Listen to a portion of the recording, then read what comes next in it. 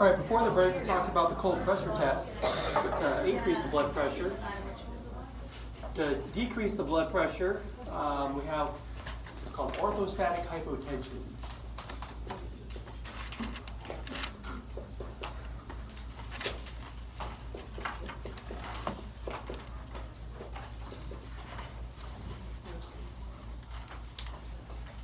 It's a transient drop in blood pressure where your subject's lying down. So bring a yoga mat or something and stand. And that causes a transient drop in blood pressure. So BP drops after standing. So let's stand next to drop in BP. That's what's causing it. The blood is like pooling down, and your baroreceptors sense that. And what happens is there's a decrease in transmural pressure, decreased stretch. So they're stretch sensitive, so maybe they really slow down your firing rate. Okay, so you're decreasing your action potential frequency. And this is the signal that's carried by cranial nerve 9 to the medulla.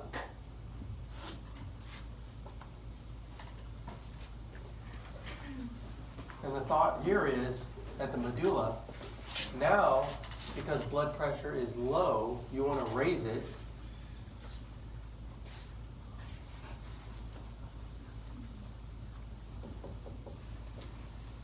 I'll write it around here. You want to turn off the parasympathetic, and you want to remove the sympathetic block. Turn off parasympathetic, remove sympathetic block. That's the general idea. And so know your three systems again. Cardio-inhibitory, cardio-acceleratory,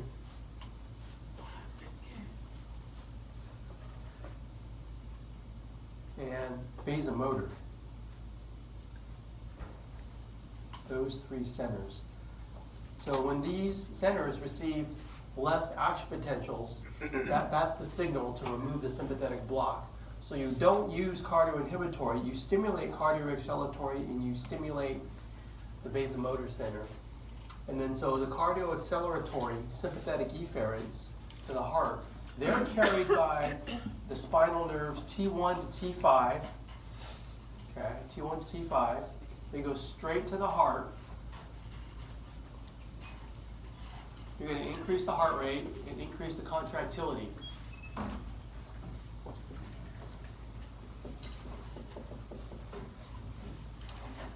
That'll increase the cardiac output. Okay, so that's why they show a picture of the heart down there. Now the vasomotor fibers are going to affect arteries and arterioles and veins differently, as we talked about before the break. For the arterioles, they're carried by the sympathetic efferents all the way from T1 down to L2. Spinal nerves, T1 to L2 spinal nerves. The arteriolar constriction, remember I drew before the break, you just kind of pinch it in one location. And when you do that, you really increase the peripheral resistance, capital R. So I'm going to write arterioles.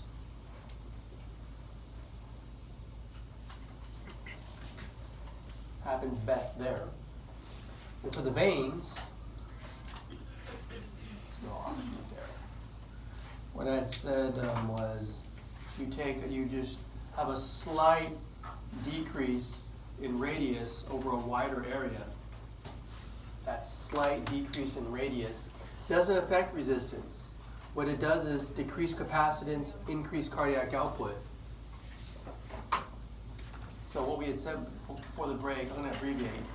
decreased capacitance, increased VR, venous return, increased cardiac output because of the Frank Starling law of the heart, more in, more out. Okay, so at this point we can kind of circle our parameters here. You basically do that. You circle the resistance and the cardiac output. And then you start to like relate it to our equation. Blood pressure, cardiac output. And you just be sure you did it right. You always look at my little cheat note. Okay, you want to increase the blood pressure. So increase resistance, increase cardiac output, increase blood pressure. So we've corrected the imbalance. Blood pressure dropped, and then we did things to restore it. So that's the reflex. I have more slides on the baroreceptor just to kind of make sure you students understand how it works. So I made this slide to show a real experiment where they show the baroreceptor. I symbolize with the letter X there. This is actually real data from experiments that done in dog. So each line is an action potential firing. So what you see is when you step to a higher transmural pressure, you increase the firing rate. Okay, so that's the key there. That's talking about this one here. Here you fire less, but if you increase the transmural pressure, you fire more.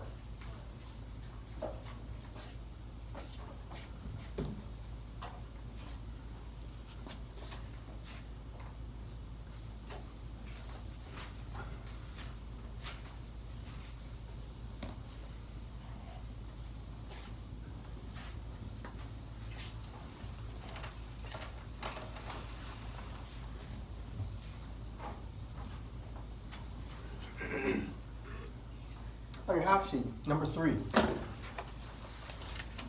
Fill in those 2 blanks.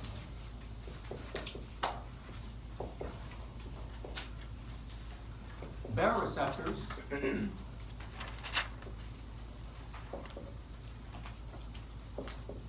lie in the leg. What do they respond to?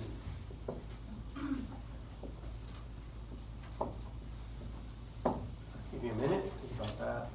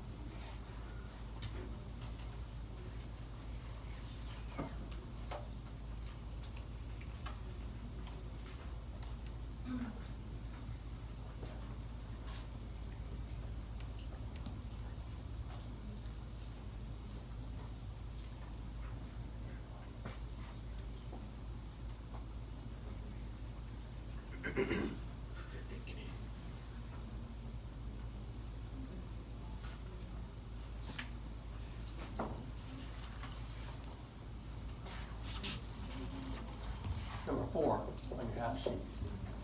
Let's say you increase the transmural pressure. As a result, what do you do to stretch? As a result of that, what do you do to the number of APs? In the blank, you're going with increase, decrease, increase, decrease. And I'll do the same thing if you drop transmural pressure. Drop a transmural pressure, how does that affect first? Stretch, up or down?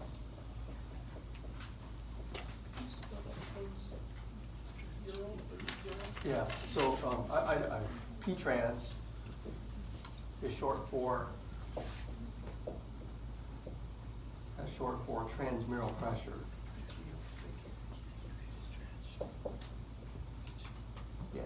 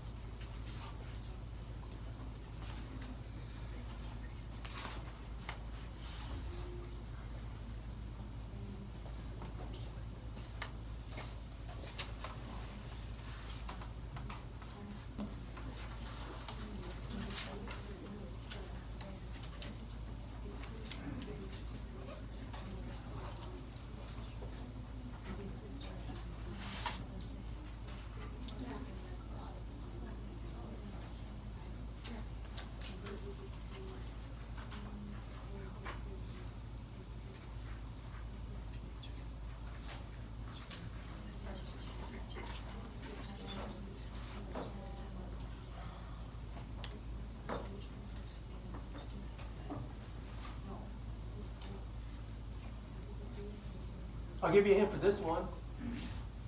I gave you one blank, but there's actually two locations. Did you get them? Yeah. Carotid sinus, aortic arch. Okay, I'll give you that one. Yeah. Okay. Can you say that one more time? Sorry. Carotid sinus, aortic arch. Carotid sinus right here. Aortic arch of the aortic arch. Now this blank, this second blank kind of leads to number 4. What'd you put there? The other two. You could have put stretch or transmural pressure. That change P-train. transmural pressure, it can go up or down. Basically, because it's inside the vessel wall, the stretch is affected. So I'm going to see what you guys put for that. Now to move on to the glossopharyngeal nerve, I want to find a picture that showed the carotid sinus, branch to carotid sinus, cranial nerve 9, that little bulge right there. It's basically a common carotid artery, and where it bifurcates, that's where you have the sinus.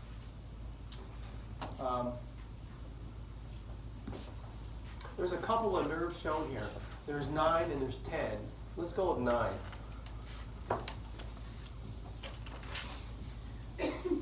For the afferent signal.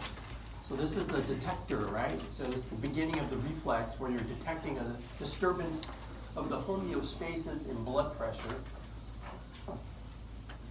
So for our afferent signal, for both, whether blood pressure gets too high or too low, the afferent signal is carried by cranial nerve 9, glossopharyngeal. The other efferents for the cardiovascular center are shown here for the heart.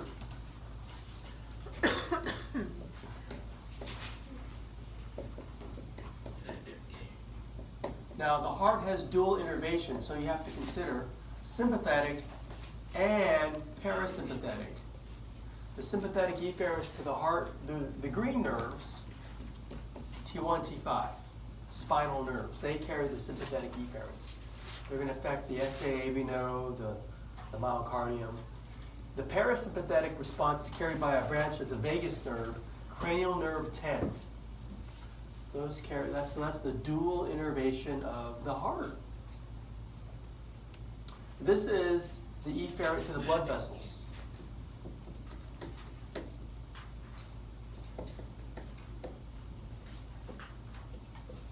The sympathetic efferents are T1 all the way to L2. If you study this, it says the top one is C8. Actually, most books I read say it's T1, so I'm going to avoid the C8. T1 to L2, these are all the sympathetics to all the blood vessels. We're going with that in terms of the sympathetics. There's no parasympathetic input to the blood vessels. The following slides, starting with this one, I like to present those just prior to the lab on Friday. And so I'm going to circle back to these. I'm going to make a note to yourself. So that kind of concludes the physiology part of the lecture. I still want to start teaching the anatomy of the blood vessels because you have to start thinking about the next lab practical. So I want you to consider the schedule. Let me get it up here real quick. And I have it here. Let me kind of like zoom out a little bit. Yeah, the lab practical is right here. So we have the rest of this week and next week. Now this week we have a blood pressure lab. The next week I want to let you know how much time I can give you. For these 2 days, I do need to lecture for about an hour. So I can give you 2 hours of lab time on Monday and Wednesday. And I should be done by then. I should be far enough ahead. Whereas I can have a lecture, no lecture catch-up day. I can just give you the whole day to study for the lab practical. In addition to that, you have 2 open labs. You have one Friday before and you have one this Friday. And so that's all the time that's available to you. Don't let the lab practical creep up on you. Be sure that you're studying those little video clips that I put on Canvas. That helps. And I want you to know one more thing. On the 25th, I'm on a committee. It's going to keep me from being here, but we're going to have a sub that day. So on October 25th, substitute. Just keep that in mind. I'll let you know who it is when I get one. Is the thing. All right, let me move on here. That's the schedule. I wanted to start teaching the anatomy of the blood vessels. I want to get it on your mind that, hey, you know, I got to start studying this week for the practical next week. There's nothing keeping you from studying the heart. You should have that down.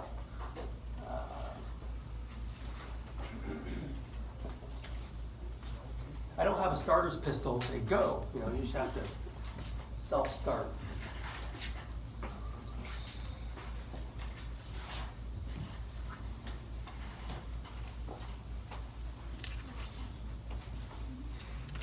The anatomy of the blood vessels, I do head and neck, and then I do upper limb, lower limb. I don't do the abdominal blood vessels. I do those when I teach the digestive system. Okay, so I kind of divide that up. But I will do head and neck. The two major vessels of the neck, they include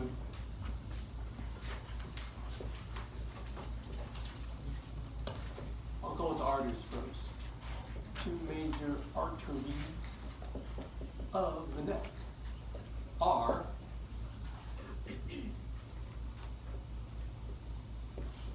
common carotid artery. Now you have a left and a right, and as well as subclavian artery, left and right. Subclavian. We'll start with the common carotid.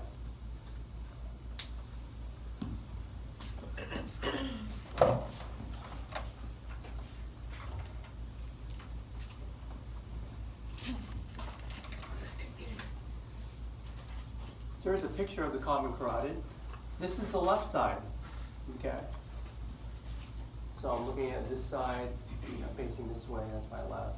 Now it starts down here, kind of got cut off, but what we have is, what's missing is the aortic arch. The aortic arch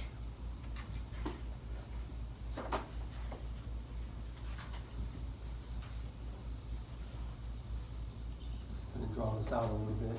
Here's my aortic arch. The first branch coming off going to the right, that's brachiocephalic trunk.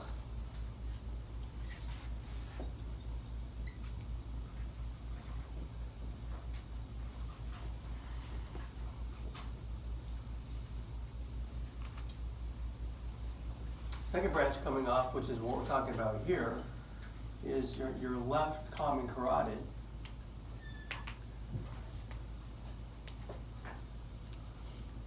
I'll go number one, left common carotid.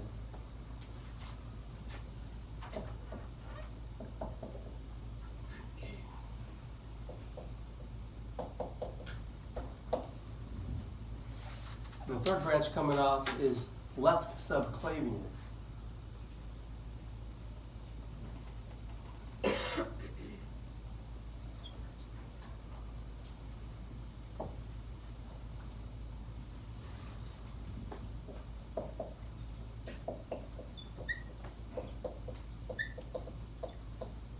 Left subclavian artery. Let's follow the common carotid up the neck. It's the main artery of the neck. The common carotid is common to internal external carotid.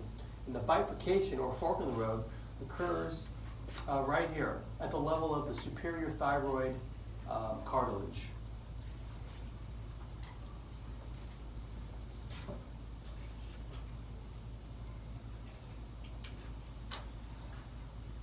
It's going to bifurcate there.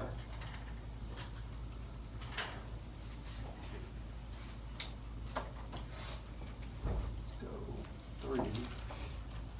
Carotid bifurcation.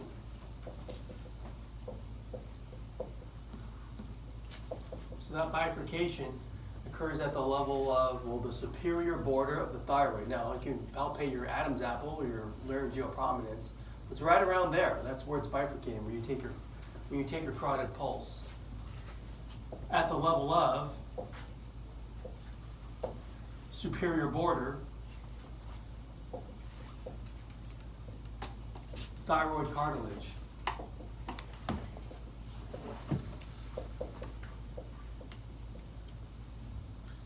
I'll point to it. It's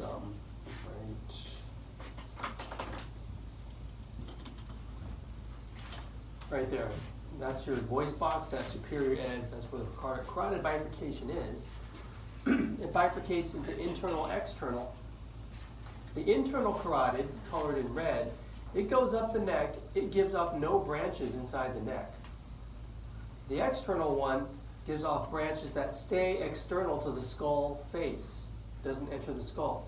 So that's the one I want to follow. So, but let's note both, internal, external.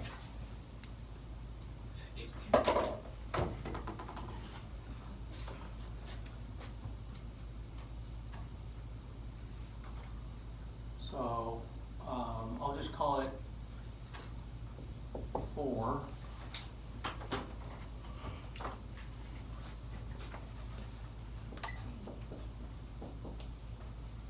Internal carotid artery. Sometimes I just abbreviate ICA for short. The internal carotid. We'll follow the external one up.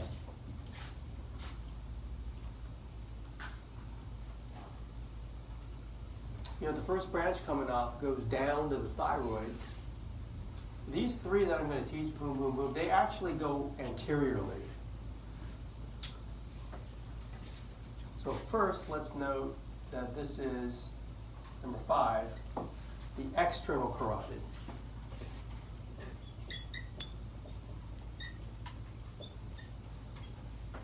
And let's note all the branches of it that supply blood to the skull, external skull, right now. So I'm going to erase these top 4 here.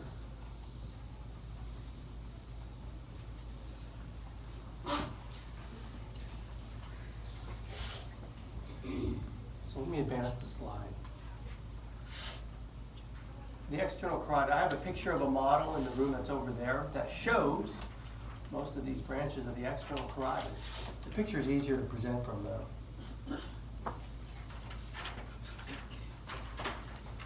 So I guess titled as external carotid.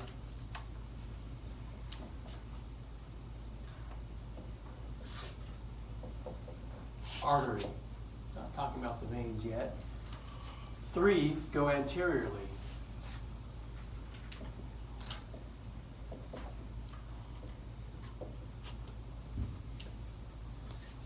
The superior thyroid artery, lingual, and then facial in that order. So first branch coming up and going down.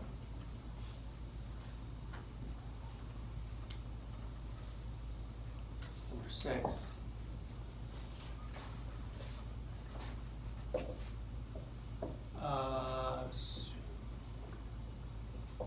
Superior thyroid. Thyroid gland, that gets its blood from there, okay? So the name tells you where it goes. You can see that on the picture. The second branch coming off is the lingual.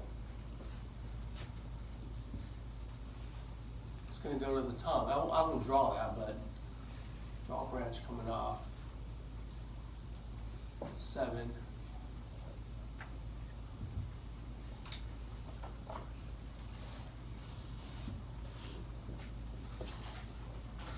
Lingual means tongue. And then the last one is running along the jawline is the facial artery.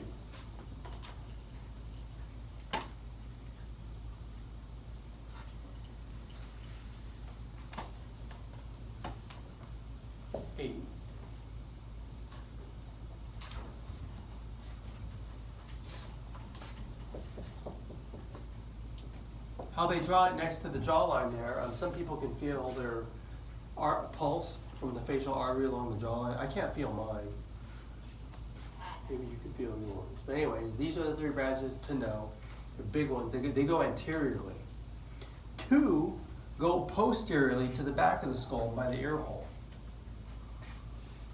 Right here, posterior, auricular, and occipital are posterior branches.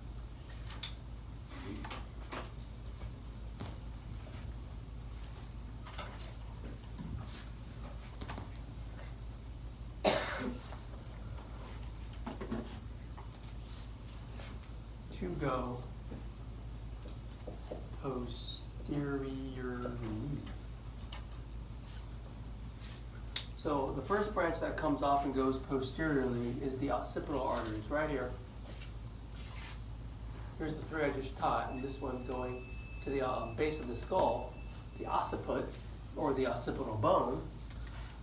The artery is named for the same thing.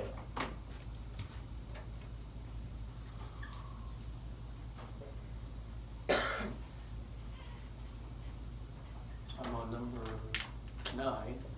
It's a 9.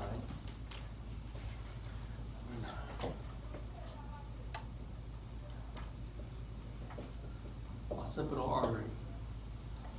And the other branch comes off higher.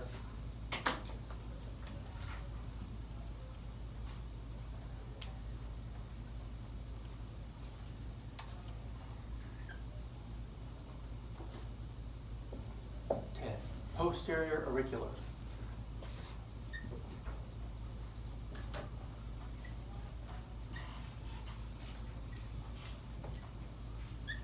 Auricle means ear, posterior means behind the ear. It goes right posterior to your ear hole, the external acoustic meatus, right there, there's your ear hole. So the artery's coming off, it's going right in front of the mastoid behind the ear hole. That's posterior auricular. So those are two major branches that go posteriorly. And then the external carotid ends by bifurcating into superficial temporal and maxilla. And so we call those the terminal branches because they end the external carotid.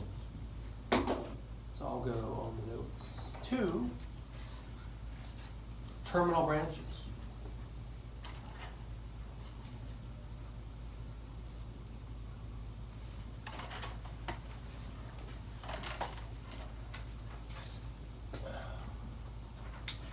Draw it on here. So it's going to go up. One's going to branch off that way. The other's going to branch and go up the side of the head. So I'm on number 10. I'll go 11, 12. So 11, going forward to the face, is the maxilla, the maxillary artery. 11.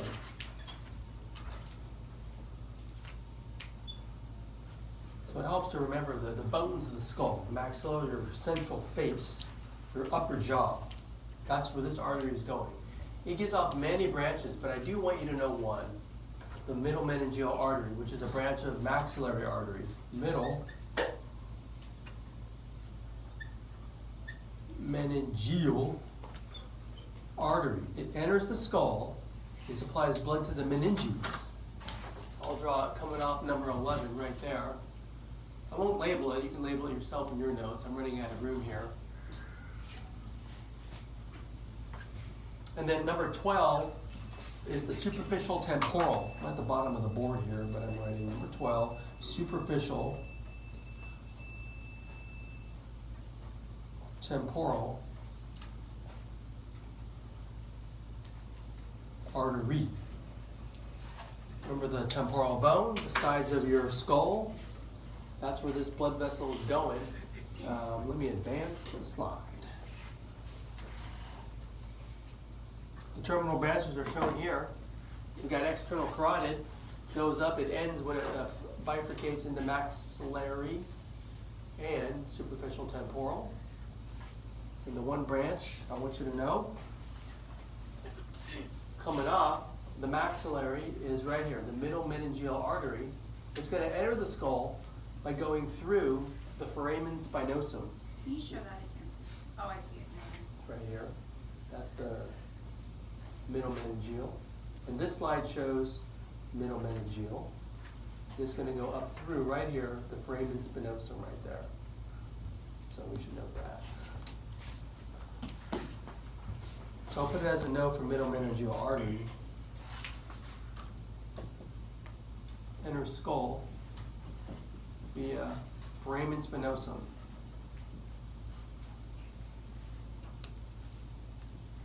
That's of the sphenoid bone. So whenever you got a artery that enters the skull, we have to mention how it gets in there. You gotta know that. Now, the meninges that cover the brain aren't the brain. So this isn't supplying blood to the brain, but the coverings of the brain. And when you look on the inside of a cranial cavity, you can see the little grooves that are left by the branches of these meningeal arteries. It's really a beautiful thing to look at. In terms of a model, there's a model right there. Anyways, the blue arrow is pointing to middle meningeal artery, the one branch you gotta know for maxillary. In terms of superficial temporal artery and maxillary artery branching off, the half head shows the parotid gland, which is the salivary gland. There's the superficial temporal artery and vein. They are very superficial. They're pretty much just skin deep. On a shaved head, they're easy to see bulging out the side of a shaved head. And what you got to do is, if you could see deep to the parotid gland, they cut away the jawbone, you could see that the terminal branches arise deep to the parotid salivary gland. Right here.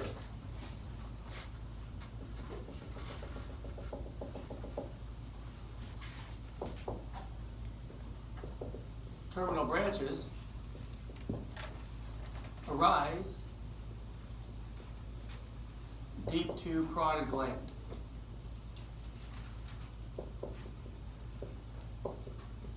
That's kind of why I made this slide. There's another figure showing you the side by side. The blue arrow is pointing to the branch point. Change the age of there.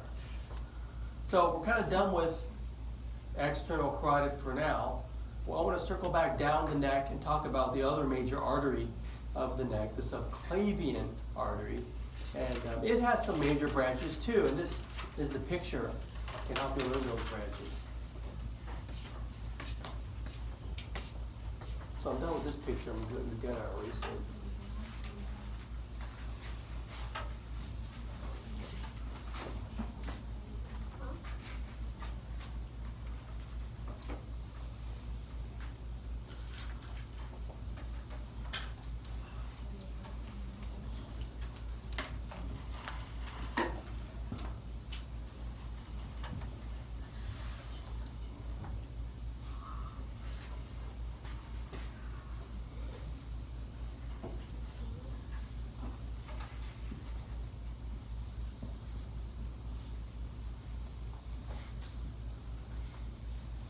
Is this the left or the right side? This is the right side. Now, it would be the same on the left. This happens to be for the right. Now, let's go back to our aortic arch thing. Aortic arch. Okay, first branch coming off that goes to the right, brachiocephalic trunk. That divides into right common carotid, RCC, and then it goes to right subclavian. Now I'm going to draw a couple of landmarks here. I'll draw the first rib and this anterior scalene muscle.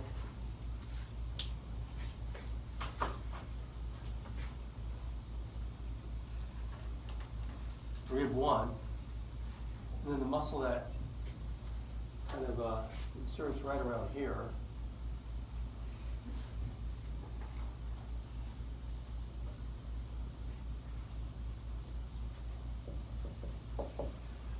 Anterior scalene muscle.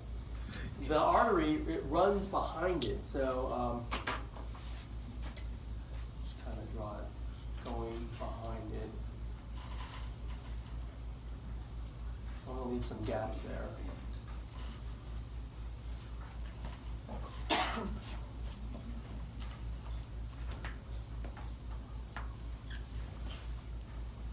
Sorry, this branch coming off.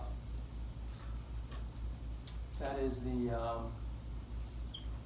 on the right side, the right subclavian artery. And let's talk about the branches of the subclavian artery.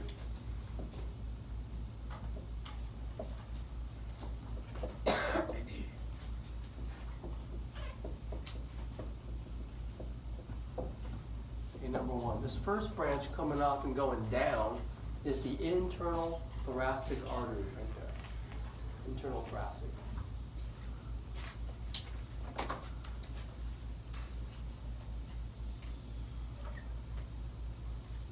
So I'm going to leave a few gaps here to show some branches that come off the internal thoracic, anterior intercostal arteries that come off of it.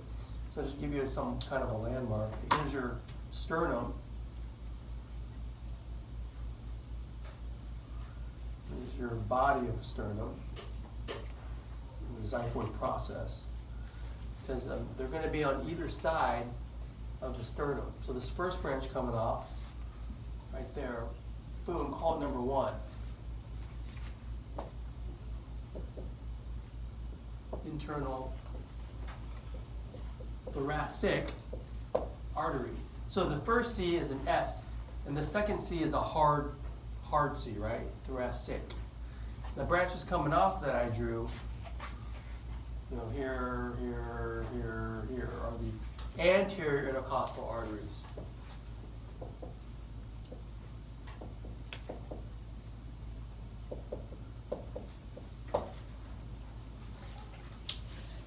The second branch going up the neck, all the way up to inside the skull, actually, as we'll see.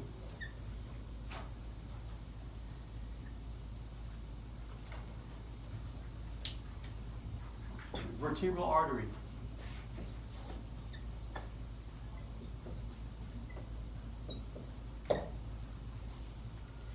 The third branch coming off is the thyrocervical trunk.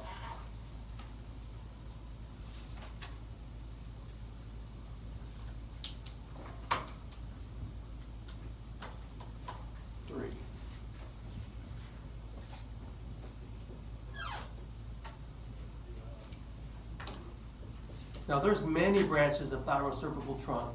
It supplies blood to the lateral neck and the thyroid.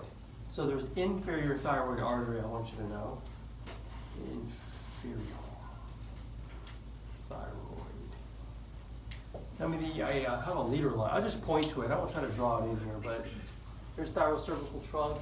There's a branch that goes to the inferior thyroid gland. So you have superior inferior thyroid arteries that supply blood to the thyroid gland. Okay, so those are the three major branches of the subclavian you should know.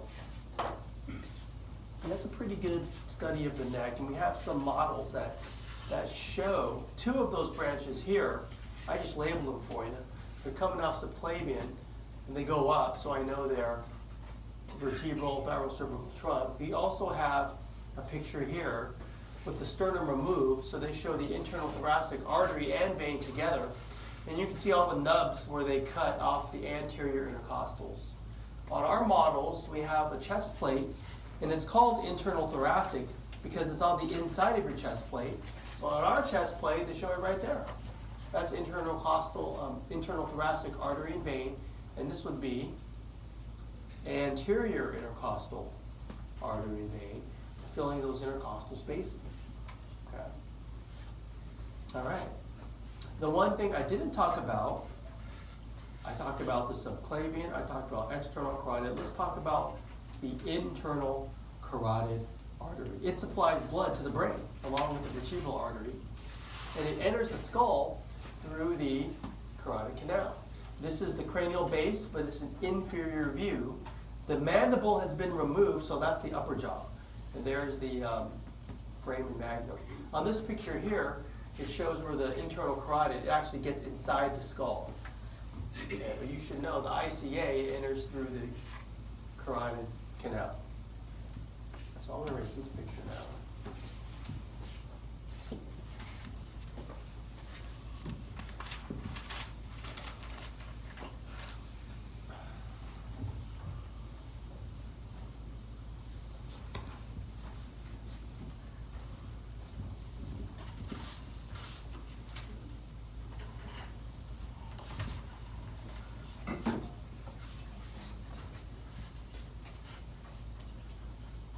Here's a side view of the internal carotid artery. So one thing I want to note now, ICA, internal carotid artery. enters skull via carotid canal. That's the base of the skull. So what you see there is the ICA isolated all by itself on the left, right there. When it's in the neck, it gives off no branches. But as soon as it enters the carotid canal right there, I mean, it starts to give off all these branches. When it's inside the skull, it kind of takes this weird turn and gives this branch that goes forward to the eye socket. Let's look at it by itself. Here we go. So the cervical part in the neck gives off no branches, okay?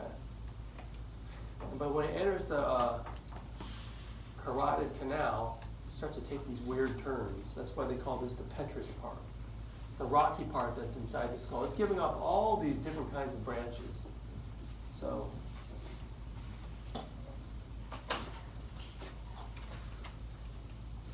here it is, cervical part.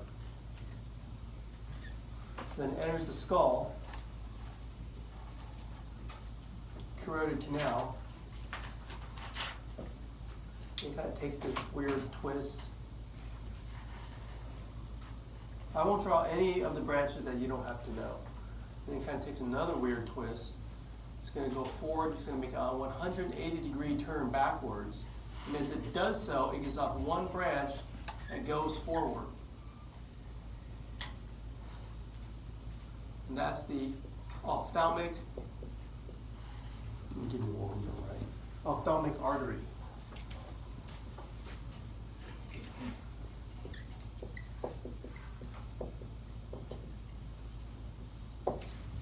Supplies blood to eye in orbit.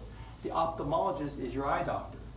Okay, so it continues on up and goes into the cranial base. Stop right there. Anyways, know the ICA, know the ophthalmic artery. So now we have to start to study this artery as it's inside the skull. There it is by itself. And so if you look at the cranial base, superior view is difficult to visualize, but what I point to here, this is a space called the foramen lacerum. The ICA, it kind of passes by there, as well as the optic chiasm. So this is inside the skull, a superior view of the cranial base. The ICA passes by, optic chiasm, cranial nerve 2, as well as foramen lacerum. It doesn't go through that hole, but it passes by it. And that's what you see here. Passing by the foramen lacerum. There it is cut, but they do give off the ophthalmic artery. You should even be able to identify this. That is foramen spinosum, and that is the middle meningeal artery. Okay, so that's another one you have to know. Now this is supplying blood to the brain in a circle. And so this is trying to show you that, what I call the circle of Willis. ICA is, well, they label it number 7 there. A clearer picture to learn from is this. This is the underneath of the brain. So you can study these blood vessels of the brain either on the cranial base, or if you remove the brain and take the blood vessels with it, you can study them underneath the brain. These blood vessels are stuck between the cranial base and the brain on top of it. They're sandwiched between. Here's the ICA cut on both sides, because you have the left and the right. So this is after it enters the skull.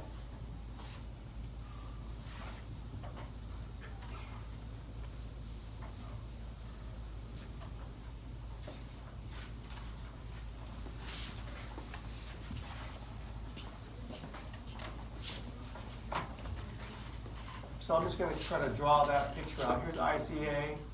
It's going to kind of go turn and go laterally. We'll leave space there.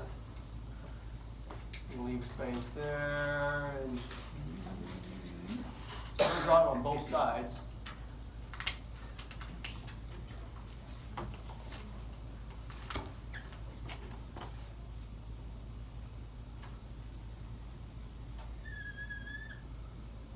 Okay, so right there at the beginning where it's cut, I'll call that number 1.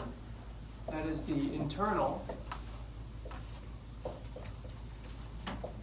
carotid artery. And what it does is it gives off all these branches that form this collateral arterial circulation. It's a circle of circulation. They call it I still call it the circle of Willis. I don't think they use that anymore, but I still use it. Circle of Willis.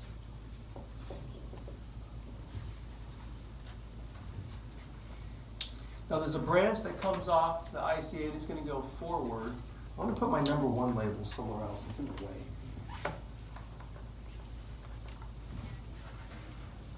Okay, that number one, that's ICA. This first branch going up like that on one side and then the other.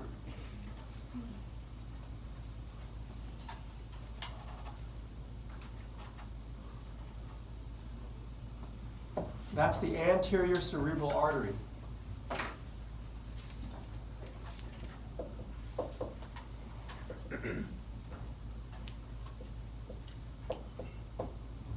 Notice the one on the right and the left, they communicate right in the middle by a very short artery.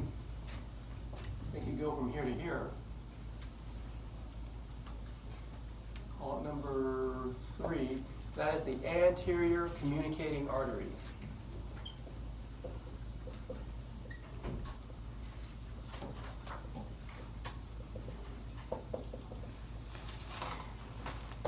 The anterior communicating artery. This branch going inferiorly, or posteriorly I should say, on this side and this side, those both are number 4, posterior communicating artery.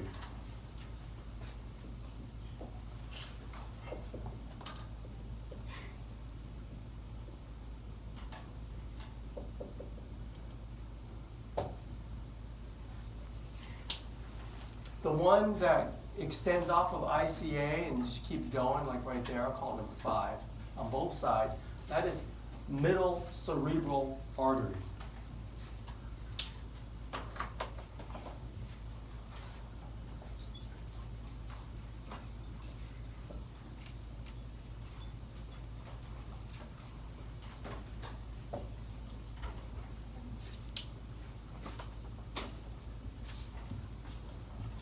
So we do have a brain with arteries model in the classroom, but to finish this picture, I have to go back down in the neck and re-examine the vertebral artery because they form the bottom half of this picture here. And so the subclavian artery gives off that vertebral artery branch in the neck, and this picture shows you how it arises through the transverse foramina of cervical vertebra shown here. Okay. Let me write that as a note on the board to understand what I have on this slide.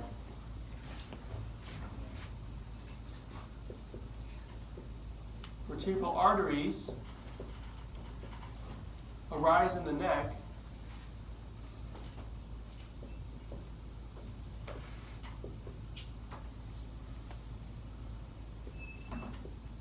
via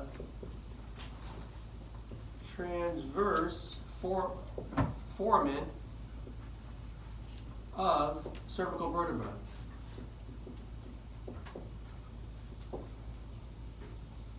They enter the skull through the foramen magnum, and they're going to merge to form one basilar artery. You can even see that on this slide here. There's vertebral, enters the skull, they merge to form basilar artery. Enter skull. The foramen magnum.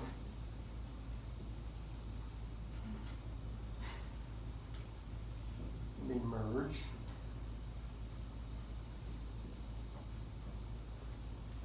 Forming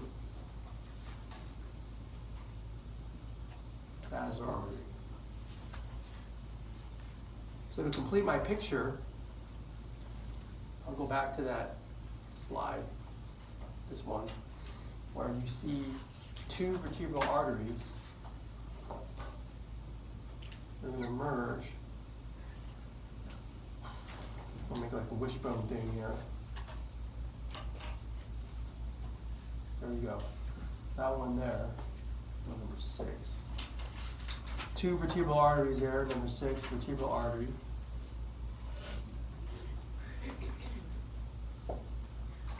Forms 1 basilar artery. You can see on the picture, it's on top of the pons, the brainstem. That's where we are. Number 7. Basilar artery.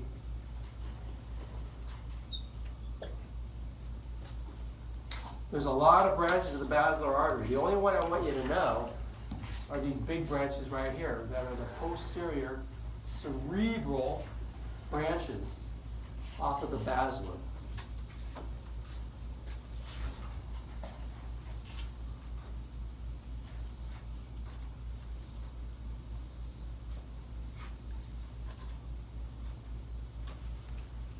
I'm on number 8. Number 8. Posterior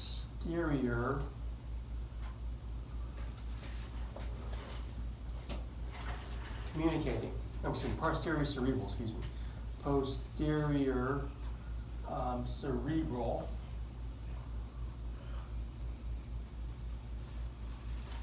artery on both sides, and that should do it, because those will communicate to the top half of the circle of Willis with posterior communicating.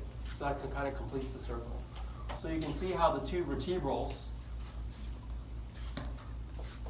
and the 2 internal carotids, they form this complete arterial circle for the brain. This helps to have a circular arrangement, this collateral circulation. So if you get a blockage on one side, it could be compensated by the blood flow on the other side, because you have these communicating arteries here to get from one side to the other, or from bottom half to top half with these communicating arteries.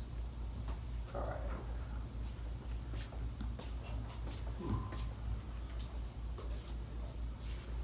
I'll stop here.